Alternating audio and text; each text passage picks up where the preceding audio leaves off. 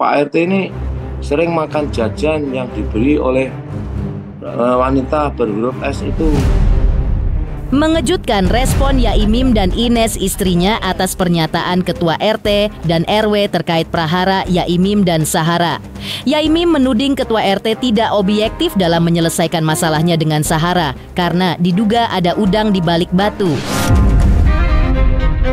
Bahkan, 5 poin alasan pengusiran dalam surat yang diberikan kepada Yaimim. Benarkah pihak Yaimim menilai bahwa poin-poin tersebut mengikuti framing Sahara sebagaimana tersebar di sosial media Sahara, tidak murni dari warga sekitar? Ketika konflik Yaimim dengan Sahara pun sudah mereda, yang ditandai dengan permintaan maaf dari Sahara, apa pula yang membuat Yaimim menuding Ketua RT justru memanasinya lagi?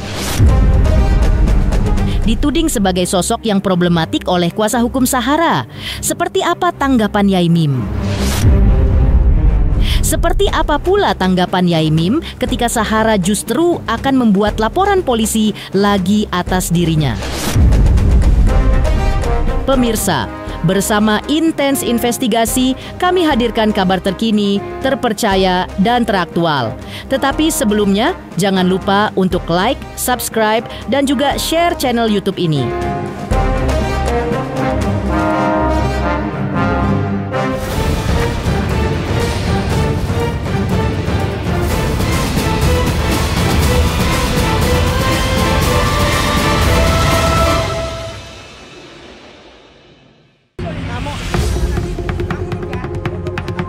Klarifikasi dari pengurus RT dan RW sebelumnya yang menyebut bahwa Yaimim dan istri meresahkan warga di lingkungan mereka, akhirnya mendapat tanggapan mengejutkan dari Yaimim dan Ines, istrinya. Istri Yaimim mengungkap bahwa dalam surat tertanggal 22 September memang redaksionalnya bukan penolakan dari warga, tapi pengusiran. Adapun alasan pengusiran dalam surat yang dimaksud Ketua RT mengandung 5 poin itu dengan redaksional mereka dinilai meresahkan warga. Namun tidak dijelaskan maksudnya. Pihak Yaimim menduga bahwa redaksi 5 poin tersebut mengikuti framing dari pihak Sahara karena ketika itu Ketua RT tengah berada di Belanda. Diungkapkan pula bahwa pihaknya tidak pernah diberi waktu untuk tabayun atau meminta klarifikasi terkait 5 poin tersebut. Bahkan mereka tak pernah diberitahu soal ke-5 poin tersebut agar bisa diselesaikan.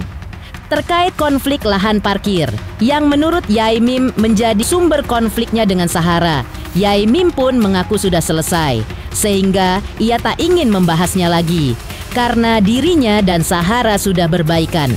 Lantas, benarkah Yaimim juga menuding Ketua RT Justeru memanasi bukan mengademkan polemiknya dengan Sahara? Seperti apa tanggapan Yaimim dituding sebagai sosok yang problematik oleh pihak kuasa hukum Sahara? Kalau di surat itu bukan surat isinya ya. Surat yang kami terima tanggal 22 itu isinya narasinya atau redaksionalnya bukan surat penolakan menjadi warga, tapi pengusiran. Redaksionalnya Ya, itu. pengusiran. Sehingga kami simply Mana suratnya cuman? Suratnya cuman. nggak usah nanti aja. Itu ada di medsos aku, Mbak, suratnya bisa dibaca. Jadi simply kita berpikir itu pengusiran. Nah, adapun poin-poin pengusiran itu ada redaksi yaitu ada tulisan meresahkan. Nah, kami tuh nggak pernah dijabarkan meresahkan itu macam apa gitu, nggak pernah kan dan kita pun tanya juga nggak dijawab. Kemudian ada juga bilang di situ ada beberapa kali pertemuan. Nah, kita tuh nggak pernah diajak bertemu, diajak ke klarifikasi apa yang kami lakukan meresahkan dan sebagainya, entah itu misalnya kita membuat gaduh atau apa, itu nggak pernah kita dikasih waktu untuk tabayun, termasuk yang ya pokoknya 5 hal itu loh, Mbak, nggak pernah kita sekalipun. Sehingga kami berpikir bahwa surat itu mengikuti persepsi yang udah atau framing yang udah dibentuk oleh Ibu Sahara melalui akun Sahara Vibes gitu, Mbak. Itu kan sama saja. Kalau Pak RT mengatakan saya tidak mengusir, tapi seluruh warga menolak Anda untuk tinggal di sini. maka saya tidak mau tanda tangan gitu loh. Itu aja kan. Ya karena seluruh warga yang jumlah itu semua menolak saya tinggal di sini, maka saya ya nggak mau tanda tangan. Memang tidak mengusir, tapi saya yang mengatakan, loh itu sama saya dengan mengusir. Saya tanya kemudian pada yang hadir malam itu, Bapak Profesor Dr. Kiai Haji Nur Hidayat, beliau adalah dosen MIPA UG Universitas Brawijaya, ketua takmir di situ. Saya tanya, kan dia dari 25 yang tanda tangan di situ. Gitu. Sekarang saya mau tanya, Pak Profesor Nur Hidayat, apakah Bapak mengusir saya? Saya yang bertanya begitu. Gitu. Dia bertanya, dia menjawabnya, ya saya mengusir Anda karena orang di sini sebagian tidak suka dengan Anda. Itu. Oh ya, ada. Alasannya apa? Kok saya diusir? Ya karena Anda telah bikin ulah di sini, bikin membuat tidak tenang, gitulah gampangannya. Satu dan tak tanya. Terus yang ngimami sholat, Pak Imam sholat. Saya tanya, apakah Anda mengusir saya Pak Imam? Pak Imam sholat saya nggak tahu namanya. Jawabnya dia, saya nggak ngerti, saya ikut-ikut saja. Karena saya suruh tanda tangan, ya tanda tangan saja. Ya. Kayaknya malam itu orang ini di bawah tekanan Pak RT.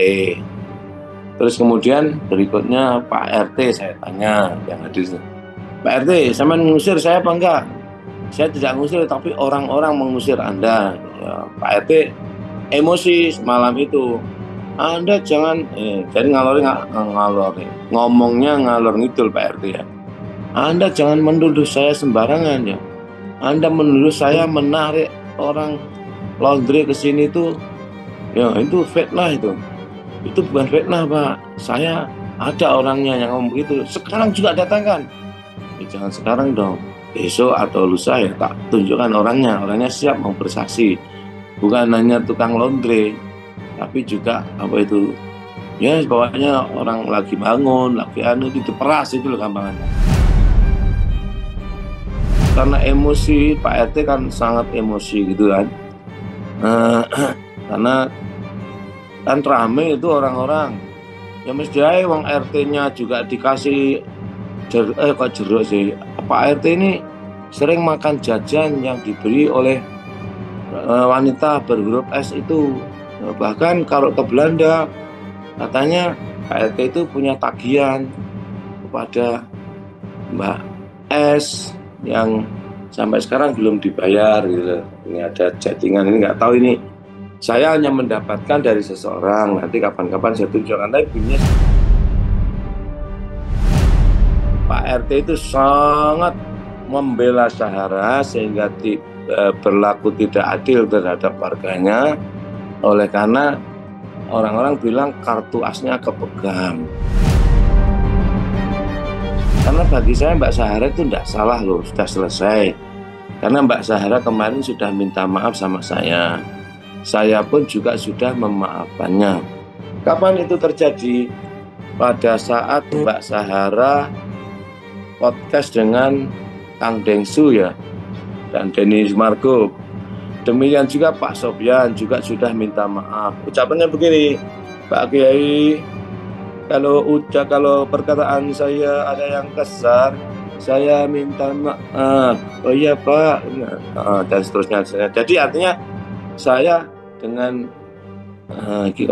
ini, saya dengan Pak RT, dengan Pak untuk urusan ini Mbak Syahara, Pak RT dan saya tidak mau bicara. Kenapa? Karena sudah selesai gitu loh. Karena apa? Dengan minta maaf itu selesai. Tapi kenapa kemudian diungkap lagi ketika podcast di sebuah tempat yang dipimpin oleh Kang Deddy? Ya, tapi saya nggak peduli. Gini, saya itu prinsipnya mana yang paling karena Mbak Syahara sudah minta maaf berarti sudah selesai. Di dalam podcast dengan Densu itu ada Pak RT mau ngomong hanya tidak menjawab waktu.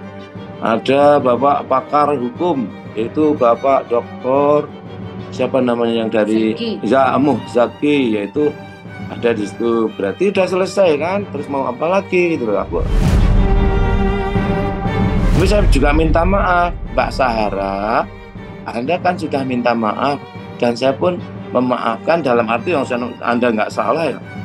Waktu di Densu hanya saya sayangkan Pak RT-nya, Pak RW-nya justru manas-manasi lagi pada saat podcast dengan KDM.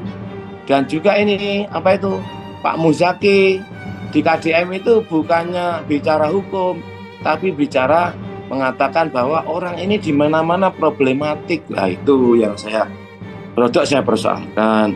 Sebenarnya Pak ini lawyer apa psikolog? Kalau kenapa nggak praktek buka psikolog aja? Bukankah problematik itu bagian daripada keadaan jiwa, ya toh? Karena jujur saja kejadian ini seperti apa istilahnya itu korek api yang diupayakan untuk membakar hutan. Ingat, kebakaran hutan sedemikian luasnya itu bukan oleh api yang besar, tapi percikan api, korek api yang dipercikan sehingga membakar seluruh hutan. Apa yang dibakar itu?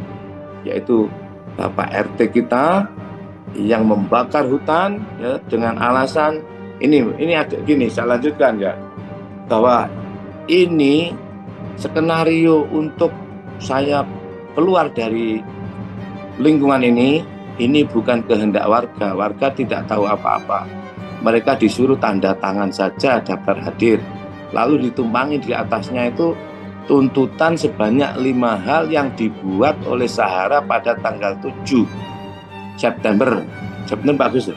September. Saat itu Pak RT ada di Belanda. Jadi Pak RT kita itu memang orang hebat. Setiap tahunnya ada agenda khusus untuk olahraga di negara kincir angin itu 3 bulan sampai dengan 4 bulan. Dan konon ini yang membiayai adalah konon yang biaya adalah ibu atau mbak yang berinisial S itu. Di sisi lain, Yaimim dan istrinya berterima kasih kepada praktisi hukum Farhad Abbas karena ia dinilai Yaimim sudah mau ikut berpihak kepada dirinya dan mendukungnya dengan sangat luar biasa dalam menghadapi berbagai serangan hukum dari Sahara. Di mata Yaimim tetap menilai praharanya dengan Sahara merupakan persoalan remeh-temeh, yaitu soal parkir di mana mobil Sahara sering diparkir di depan gerbang pagar rumahnya. Namun, terkait pihak Sahara yang hendak melaporkan Yaimim ke polisi atas dugaan pelecehan, tanggapan Yaimim pun sangat mengejutkan. Apa yang membuat Yaimim menuding Sahara cari-cari perkara? Bang Farhad sangat, iya saya lihat. Ya, saya terima kasih kepada Bang Farhad dan Farhad Abbas yang sudah memberikan dukungan kepada saya, Yaimim, bersama istri saya Rosida dalam menghadapi kasus hukum ini. Saya jujur saja, Mbak. Sebenarnya ini persoalan remeh-temeh, yaitu jangan parkir di depan pintu garasi saya, itu aja. Tujuannya apa? Agar supaya kami tidak terhalang kalau karena mobil saya sampai sekarang loh Mbak, saya itu belum berani membawa mobil pulang gitu. Tapi sebenarnya nggak ada alasan lah, parkirnya Pak Sofyan itu sudah begini Mbak. Jadi sekarang ini saya itu udah lewat, udah tadi sore senang. Ini saya akan lihat ini bila keadaan yang konsisten ke depan, misalnya seminggu sudah mobil saya tak bawa lagi. Itu terima kasih Bang Farhad Abbas. Tapi tanggapannya apa? Sahara mau melaporkan atas dugaan? Ya silakan saja, mungkin dia merasa tak. Namanya orang mau melaporkan monggo saja gitu. Jadi artinya berarti Mbak Sahara ini memukul genderang perang yang kedua kalinya setelah minta maaf melaporkan lagi gitu. Ya nanti kalau melaporkan dugaan atas, ya saya menunjuk aja kuasa hukum. Saya kan sudah menunjuk lawyer, yaitu Agustian Anggi Siagian dan Abdul Basit. Ya kalau bagaimana tanggapannya ya nanti tanyakan aja sama lawyer saya. Karena bagaimana ya, aku dikatakan saya apa? Bukan saya yang, justru dia yang ingin. Lalu di bahasa Jawanya golek-golek. Jadi nyari-nyari perkara, seperti persis dikatakan oleh mantan istri saya, ibunya Husnul Haidaroh. Saya tanya kepada anak saya, Nukman, leh, cimpulane Uti itu seperti apa terhadap Mbak Sahara? Itu begini loh, Mbak Sahara itu kepengen jadi pacare Akung, tapi Akung tidak mau gitu. Istri saya yang lama, mantan istri jawab begitu. Dan itu saya setuju. Bukan aku yang Sahara yang ingin.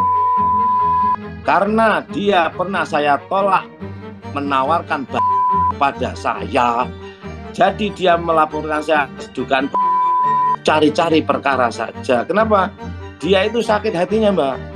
Mohon maaf ya, jujur saja ya. Dia itu pernah ngomong gini pada ini. Laki-laki tidak ada hubungan dengan pertanyaannya, tapi tak hubung-hubungkan. Dia itu pernah begini, saya pernah dengan ini loh Yai, saya pernah dengan ini loh Yai, dan saya diperbolehkan. Kuasa hukum Sahara menjelaskan tentang lahan parkir yang selama ini diungkapkan Yai Mim sebagai pemicu polemik atau prahara di antara mereka. Menurut kuasa hukum Sahara, kliennya selalu parkir di lahan yang ia disewanya. Pihak Sahara bahkan juga mengaku bahwa selama ini pihaknya telah mengundang Yai Mim dan istri untuk mengikuti proses mediasi di berbagai lembaga, namun Yai Mim tak pernah datang. Tak hanya itu, kuasa hukum Sahara juga menanggapi terkait pernyataan Ketua RT dan RW baru-baru ini menanggapi sikap mereka terhadap Yai Mim. Prinsipnya bahwa tanah yang saat ini dijadikan lahan parkir oleh Mbak Sahara dan suami itu kan ada hubungan keperdataan, yaitu apa, sewa menyewa antara Bu Sahara atau suaminya Bu Sahara dengan pemilik lahan, yaitu ahli waris. Jadi begitu. Berkaitan dengan apa yang ditanyain, apa namanya tadi, iuran apa? Nah, kita juga bingung apa yang dimaksud iuran, juga kita bingung. Kami selalu terbuka dalam opsi apapun. Kan kemarin ketika kita diwawancara oleh teman-teman media, kami sampaikan bahwa sedari awal kami diminta mediasi, datang. Kami diminta untuk tidak mengupload apapun di media sosial, kami taati. Kami diundang oleh pihak camat, kelurahan, kami datang. Kami diundang oleh Dandim ya untuk dimediasi, kami datang. Tapi dari pihak sana kan tidak pernah hadir. Itu bentuk komitmen kami bahwa kami siap dalam segala skenario apapun. Ya damai monggo, ya tapi memang harus ada akibat dari itu. Misal ya pemulihan nama baik prinsipal kami, berjanji untuk tidak berperilaku yang aneh. Itu kan pada prinsipnya begitu. Minta maaf gitu kan. Sesimpel itu aja. Kita ini kan pengen hidup damai. Ya begini ya, saya tidak bisa berpendapat banyak berkaitan dengan statement dari pihak perangkat RT RW. Karena kenapa? Ya itu kan punya ranahnya masing-masing. Karena RT RW ini kan pihak terkait dalam polemik ini. Nanti saya memberikan statement keliru kan tidak elok juga.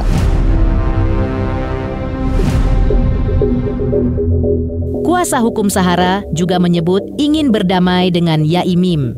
Sebagai wujud nyatanya diungkapkan oleh kuasa hukum Sahara, yaitu kliennya telah meminta maaf kepada Yai Mim atas perilaku-perilaku kasar selama ini yang diakui Sahara sebagai hal yang salah. Namun di sisi lain prosedur hukum tetap berjalan demi mama. Baik kliennya, Sahara sudah membuat laporan polisi atas Yai Mim. Bahkan sudah ada agenda pemanggilan pemeriksaan atas Sahara. Sebagai saksi pelapor, tak hanya itu, pihak Sahara mengaku akan membuat laporan polisi baru atas Yai Mim yang masih mereka rahasiakan. Ya pada prinsipnya kita ini kan pengen hidup damai. Tidak ada satupun orang yang pengen ruwet hidupnya. itu tidak ada. Ya, mari kita sama-sama mengambil hikmah dari persoalan ini.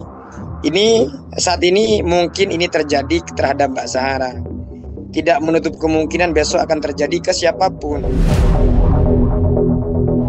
Kami pertegas sekali lagi bahwa prinsipal kami sudah meminta maaf atas perilaku kasar yang ya prinsipal kami juga mengakui bahwa itu hal yang salah.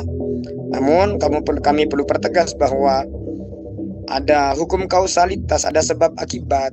Kenapa kemudian bisa sedemikian rupa? Tapi alasan apapun ya etika memang tetap etika. Cuman kan etika ini kan tidak ada aturannya dalam hukum positif kita. Parameternya kan layak atau tidak layak, apa baik atau tidak baik, itu aja. Kemarin kami pas mau berangkat ke luar kota itu kebetulan kami mau berangkat, kawan-kawan dari Polres itu datang menyerahkan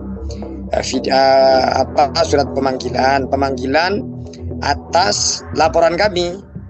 Jadi bukan posisinya kami itu bukan dipanggil bukan sebagai terlapor tapi sebagai pelapor. Tapi tujuannya untuk klarifikasi kalau tidak salah itu. Karena berhubung kami pada waktu itu harus berangkat ke luar kota, kami minta reschedule terhadap kawan-kawan penyidik.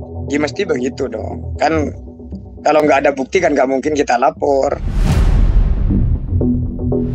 Siap, insya Allah mungkin 1, 2, 3 hari ke depan kami akan lapor berkaitan dengan yang kemarin sampaikan.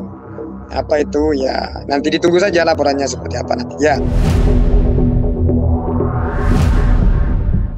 Mengejutkan tanggapan Yai Mim dan istri terkait penjelasan RT dan RW-nya yang membantah mengusir Yai Mim dan istri. Lantas, seperti apa pula penjelasan Zahara terkait penyebab dirinya memviralkan Yai Mim di sosial media? Halo, saya Denny Darto yang mengucapkan selamat untuk Intens Investigasi yang road to 4 juta subscribers, luar biasa. Dan ini semua berkat dukungan kalian yang terus menyaksikan dan setia untuk menonton Intens Investigasi dan tayangan saya di kanal ini. Terus saksikan Intens Investigasi di 5 juta, 6 juta, 7 juta subscribers dan seterusnya. Terima kasih, sampai jumpa.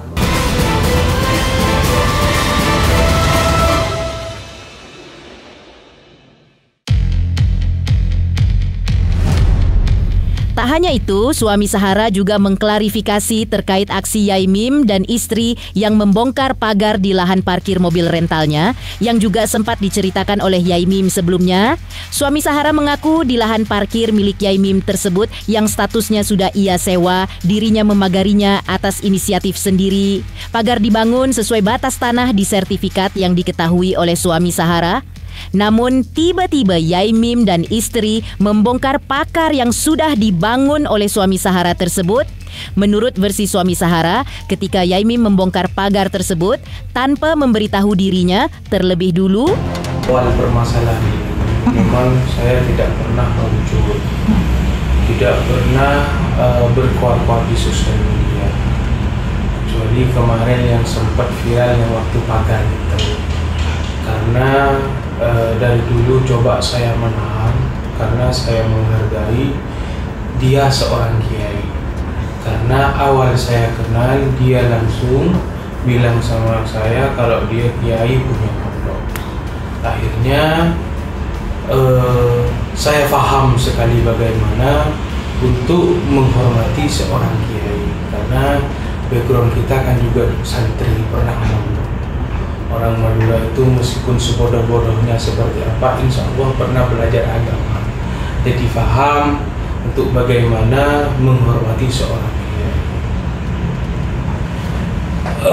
Jadi pas kemarin itu kenapa saya sampai meledak-ledak emosinya. Dari awal istri saya cerita sama saya mengenai permasalahan yang secara verbal itu. Cuman saya diam, saya bilang sama istri, Dek, kamu gak usah terlalu menanggapi. Mungkin dia posisinya hilaf atau seperti apa. Diambil merokahnya aja. Ya, cuman kalau sampai nyentuh kamu atau usaha kita, ini lain ceritanya. Pasti nanti saya yang akan turun. Akhirnya di waktu malam itu, parkiran ini saya kan ada dua, Mbak.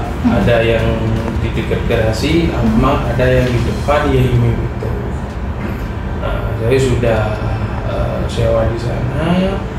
Saya pagerin lah, karena saya ingin bagaimana tidak ada konflik lagi. Jadi saya batasin karena itu sesuai batas tanah yang ada di sertifikat. Nah, ternyata pas malam itu dibongkar sama Yaimim ini, sama istrinya, tanpa seizin saya, tanpa ada konfirmasi. Otomatis saya keluar di waktu itu dengan keadaan kondisi pagar yang dirusak, saya tambah emosi. Akhirnya saya samperin, maksudnya ini apa kok sampai ada pembongkaran seperti ini? Katanya punya beliau. Akhirnya saya tanyakan, kalau memang punya sampean, sertifikatnya dikeluarkan. Karena apa saya ngomong seperti itu? Karena status tanah itu sudah disewa oleh saya. Akhirnya dia tidak menunjukkan sertifikatnya, sampai dia bilang ada ayo, sampai saya kebingungan. Makanya saya bilang, sampai ini mau saya anggap kiai, ustadz, gus apa habib? Karena framingnya ketika orang ketemu sama dia selalu bilang, panggil saya Yaimim. Saya sudah menuakan dia sebagai orang tua, tapi kok malah seperti itu ke kita. Itu yang akhirnya saya emosi. Dan Yaimim pun juga ketika adanya permasalahan ini, mengaku bahwasanya saya melawan dia atas nama ormas. Padahal tidak sedikit pun saya membawa ormas saya, Pak. Meskipun saya ini salah satu ketua ormas yang ada di mana. Karena ini pure murni permasalahan pribadi. Mengejutkan? Pengakuan Sahara sebab dirinya viralkan Yaimim berbeda dengan versi Yaimim dan istri.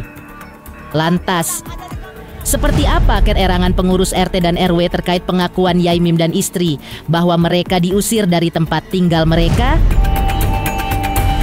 Halo, saya Denny Darto yang mengucapkan selamat untuk Intens Investigasi yang road to 4 juta subscribers, luar biasa. Dan ini semua berkat dukungan kalian yang terus menyaksikan dan setia untuk menonton Intens Investigasi dan tayangan saya di kanal ini. Terus saksikan Intens Investigasi di 5 juta, 6 juta, 7 juta subscribers, dan seterusnya. Terima kasih, sampai jumpa.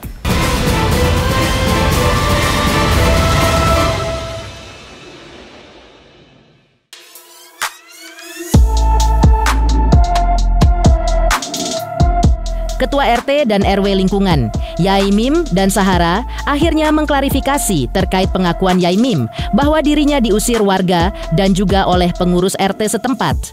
Menurut pengakuan Wahyu, selaku Ketua RW setempat didampingi Prayogo, selaku Ketua RT lingkungan Yaimim. Bahasa pengusiran yang sebelumnya disebutkan oleh Yaimim sebenarnya adalah terkait penolakan dari warga. Diungkapkan bahwa aspirasi penolakan oleh warga terjadi karena kehadiran Yaimim di lingkungan mereka dinilai mengganggu bahkan meresahkan warga. Diakui bahwa hal itu terjadi sejak bulan Juli hingga September 2025. Pengurus RT dan RW ini menjelaskan hal-hal apa saja yang menurut warga menilai kehadiran Yaimim di lingkungan mereka telah mengganggu dan meresahkan kerukunan warga sekitar. Karena itu, dalam suatu pertemuan warga bersama Ketua RT di lingkungan Yaimim, terdapat 25 warga yang mengeluarkan petisi menolak status kependudukan Yaimim di wilayah tersebut. Jadi terkait masalah Mbak Sahara dengan Yaimim sebetulnya kan sudah menjadi ranah hukum ya, karena sudah saling melaporkan, biar nanti polisi yang menegakkan hukum, melakukan penyelidikan dan penyidikan. Jadi untuk saat ini kami tidak terlalu ikut campur masalah itu. Yang kami perlu tegaskan di sini hanya masalah tanah dan juga framing yang mengatakan masalah pengusiran. Dari situ kami selaku perangkat lingkungan di RT maupun RW ingin menangkap aspirasi warga, apa yang dikeluhkan oleh warga. Jadi Pak Mim ini adalah penduduk baru. Secara de facto memang bertempat tinggal dan mempunyai rumah di Kavling Depak tersebut.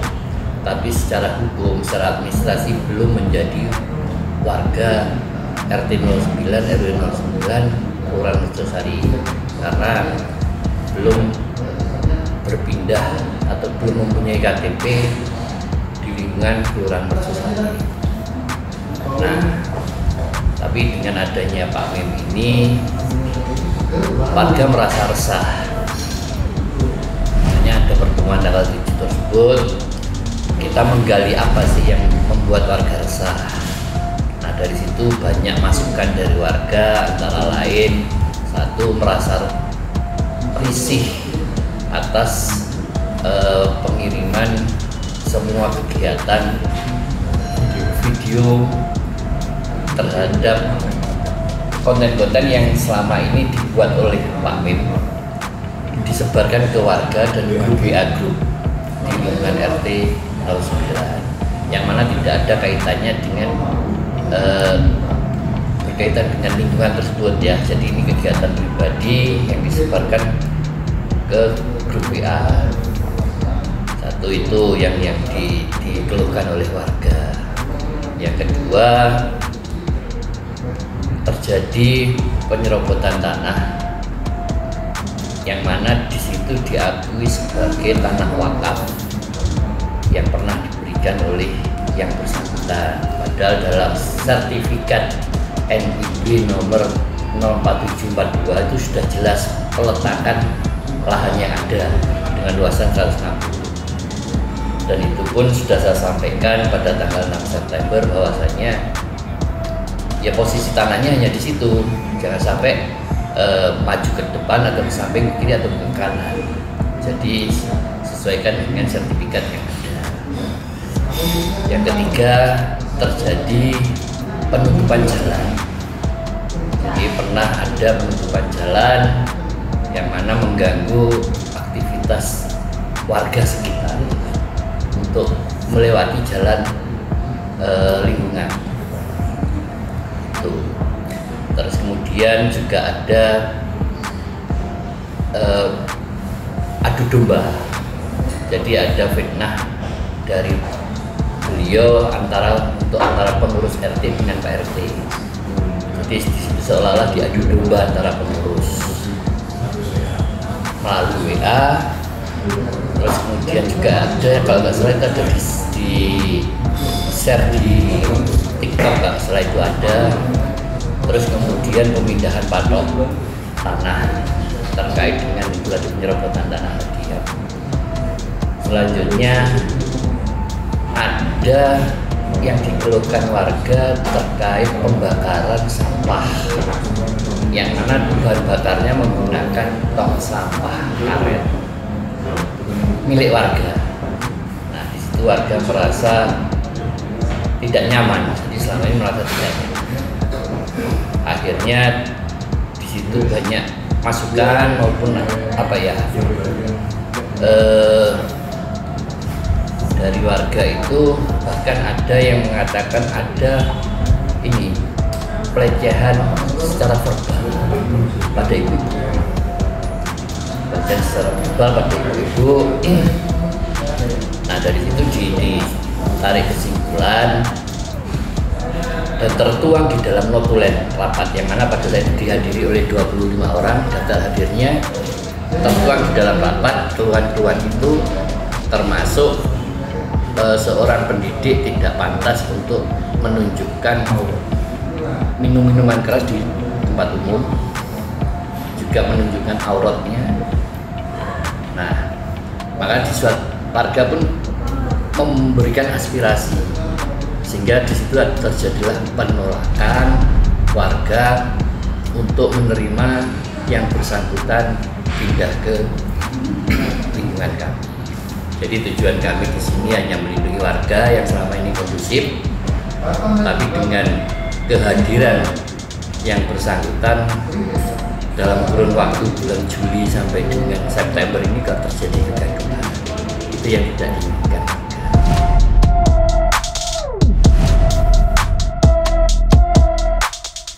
Demikian pemirsa, kabar terkini, terpercaya, dan teraktual yang kami hadirkan hari ini. Pemirsa Intens Investigasi, jangan lupa saksikan terus Intens Investigasi. Dan pastikan jangan lupa untuk like, subscribe, share, dan juga komen